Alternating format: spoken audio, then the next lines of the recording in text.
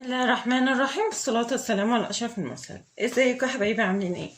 النهارده بإذن الله هنعمل مع بعض كيكة حلوة جدا وسهلة وبسيطة، وفي نفس الوقت هنسويها من غير فرن خالص، وبإذن الله النتيجة هتعجبك جدا. أنا عاملة الكيكة ديت عشان حد عزيز عليا جدا، يعني هي عايشة برا وما عندهاش فرن ونفسها تعمل كيكة، فأنا هعمل لها كيكة النهارده إن شاء الله بطريقة بسيطة جدا وسهله. يعني هي عايشه في مكان لسه مش عارفه تجيب فيه ايه فرن الوقت، فانا هعمل لها الكيكه ديت هديه مني ليها، وهي ان شاء الله لما هتجربها هتعجبها ان شاء الله. نقول بسم الله كده ونشوف مقاديرنا. عندي هنا معلقه كبيره من الخل، عندي كوبايه من السكر، ولو حابه انت تزوديها حسب رغبتك براحتك. عندي كيس من البيكنج باودر، اي نوع بقى انت بتستعمليه، او معلقه كبيره من البيكنج باودر لو انت بتجيبي البرطمانات، هي عامه الكيس هو معلقه. وعندي كوبايتين اتنين دقيق بنفس المعيار اللي انا عجزت بيه كل حاجه. انا عامه استعملت المج العادي بتاع المطبخ، او لو انت عندك الكوبايه المعياريه مفيش اي مشكله خالص. عندي هنا 2 بيضة وعليهم ربع معلقة من الفانيليا الخام، لو انت ما عندكيش خام تقدري تحطي كيسين او تقدري تحطي فانيليا سايلة مفيش اي مشكلة، ورشة كده من الملح. وعندي نص كوباية من الزيت، تمام. وعندي هنا كوباية حليب، وعندي كمان معلقة من الكاكاو، هحتاج معلقة من الكاكاو.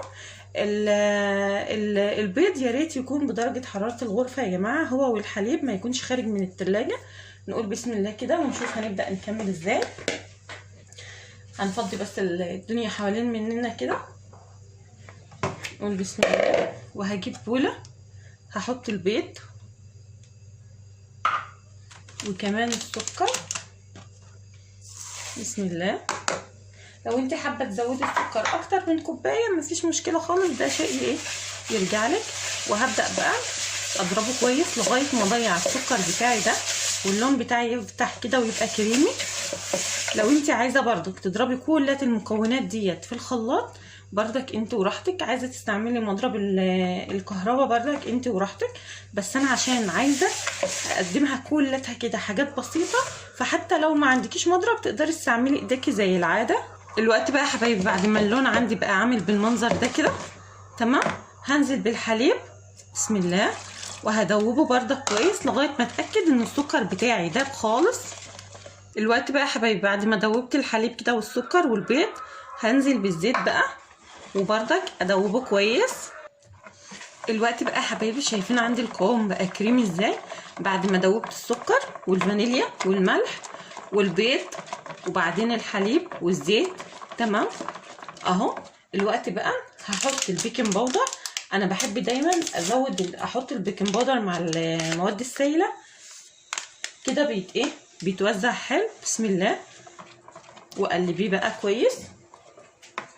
الوقت بقى هحط الكاكاو كمان، تمام، معلقه كبيره كده من الكاكاو اهي، بس هضيفها هنخلها الاول عشان لو فيها اي حاجه مكلكعه، وطبعا بيكون فيها اهو، فايه نكون ضمننا ان هي ما تنزلش في الخليط بتاعنا وبتزهق جدا.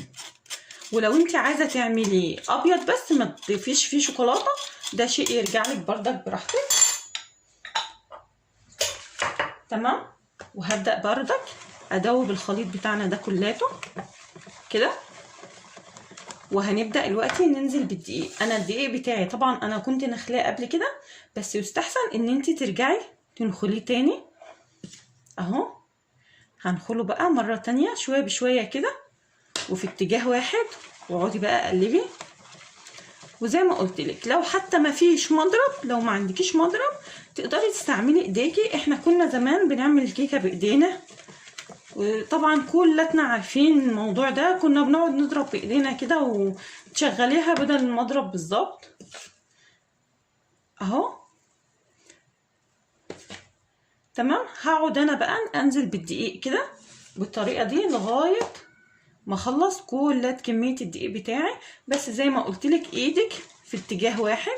وعلى فكره انا مستعمله كمان دقيق جميع الاغراض، مش جايبه دقيق معين ولا اي حاجه بس انت بقى لو عندك في السوبر ماركت بتباع دقيق كيكات، دقيق معين وحابه تجيبيه تستعمليه برضك، ده شيء يرجع لك براحتك. هخلص بقى انا كليه كميه الدقيق بتاعتي وارجع لك تاني. دلوقتي بقى كده يا حبايبي بعد ما خلصت كل كميه الدقيق، هنزل بقى بمعلقه الخل كده في الاخر. ما تتخيليش معلقه الخل دي بتفرق معاكي قد ايه في الكيكه. شفتي بقى ان المحسن كده بتاع الكيك، بس ده بقى محسن طبيعي. وبرضك هستمر كده في الضرب لغايه ما اتاكد ان ما عنديش اي دقيق موجود. شايفه قوام الكيكه؟ طالما الكيكه بتنزل معاكي كده مش بتقطع، تعرفي ان القوام عندك كده مظبوط. وزي ما قلت لك ايدك في اتجاه واحد اهو. تمام. اجيب الصينيه بتاعتنا بقى ونشوف احنا ازاي هنسوي الكيكه بتاعتنا دي النهارده. بصوا بقى يا حبايبي، الصينيه ديت مقاس 20، انا حطيت فيها ماده دهنيه وبطنتها بشويه دقيق. طب ماشي، انت ما عندكيش الصينيه دي مفيش اي مشكله خالص، تقدري تستعملي صينيه ألمونيا، تقدري تستعملي صينيه تيفال، بايركس، اي حاجه. لا متهيألي ممكن البايركس ما ينفعش في الفكره بتاعتي دي. ممكن برضك تستعملي حله تيفال، حله ألمونيا، حله، اي حله تنفع تحطيها على النار وما يكونش الحاجه بتلزق فيها. حتى لو ألمونيا، كل اللي هتعمليه ان انت هتدهنيها زيت وتبطنيها بس بشويه دقيق. تمام. نحط كده نقول بسم الله. شايفين قوام الكيكه عندي عامل ازاي اهو، لغايه ما تخلص كلات الكميه. تعالي بقولك بقى احنا هنسوي الكيكه بتاعتنا دي ازاي. هنا حطيت حله وفيها ميه زي ما نكون هنسلق المكرونه بالظبط. تمام. لغايه الميه بتاعتنا دي ما تبدا تغلي بالمنظر اللي انت شايفاه ده. طب لو الحله بتاعتك هتسقط في قلب الميه ماشي، لو انت عامله حله صغننه مفيش اي مشكله خالص، المهم بس الميه ما تدخلش في قلب الكيكه. تمام. بالمنظر ده كده. وهقوم جايبه الكيكه بتاعتي اهي.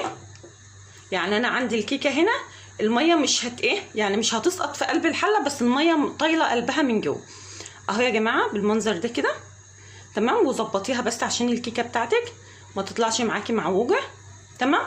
وهنقوم طبعا انا دلوقتي معليه النار بتاعتي من تحت لغايه الميه بتاعتي ما بتغلي. هنخلي النار بتاعتنا على نار كده متوسطه. تمام. وهنسيب الكيكه بتاعتنا ديت متغطى عليها لمده 45 دقيقه، مش هنكشف عليها خالص، بس هنهدي النار من تحت. هنجيب فوطه بقى كده بالمنظر ده. تمام. وهنمسك الكيكه بتاعتنا دي هنغطي عليها كده، هنكتمها خالص، بس هنلم الفوطه بالمنظر ده كده عشان ما تتحرقش معانا اهو. الكيكه بتاعتك مش هتكشفي عليها الا بعد ما يعدي عليها 45 دقيقه كده، عايريها بالساعه، مش هتكشفي عليها خالص ولا هتيجي ناحيتها. تمام. دي الفكره بتاعت النهارده. ان شاء الله انا معاكي لغايه ما الكيكه بتاعتنا دي تستوى واوريكي شكلها من جوه هيكون عامل ازاي. باذن الله النتيجه ان شاء الله هترضيكي جدا، بس خليكي معايا.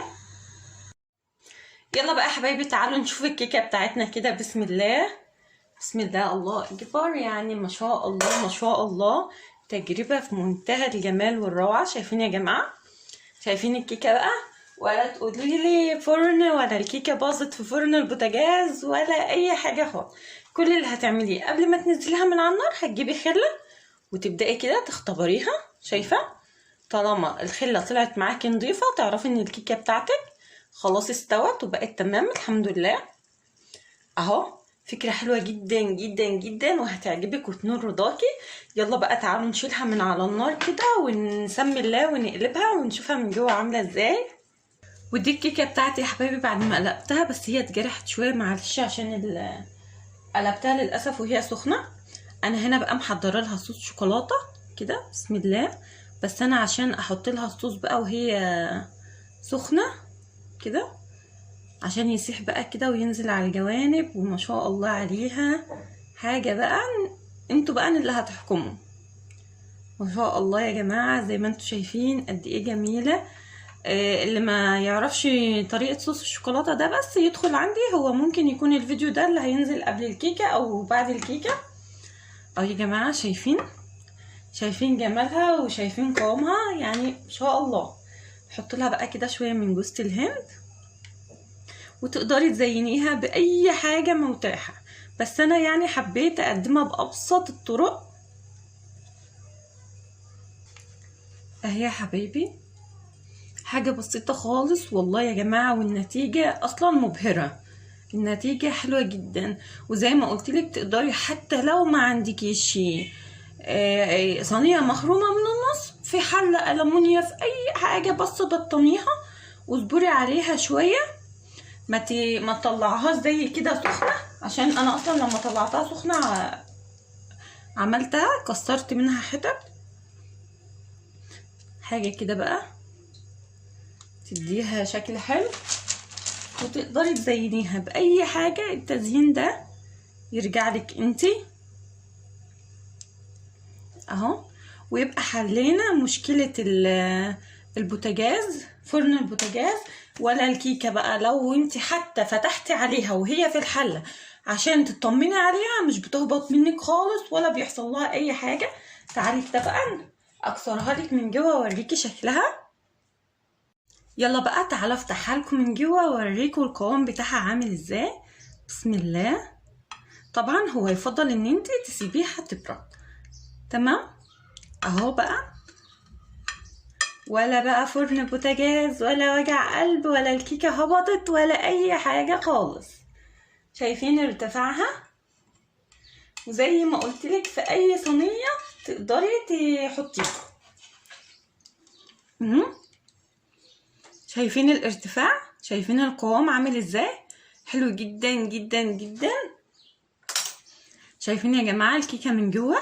ده كمان هي لسه سخنة مش متماسكة، فما بالك بقى لما تتماسك معاكي هتكون عاملة ازاي. اهي في 5 دقايق كده تعمليها. شايفة طراوة الكيكة عاملة ازاي يا جماعة؟ جربوها بقى، وان شاء الله لو عجبتكم ما تنسونيش في لايك واشتراك، فضلا وليس امرا. ومع السلامة، ونتقابل في وصفات تانية كتيرة بإذن الله.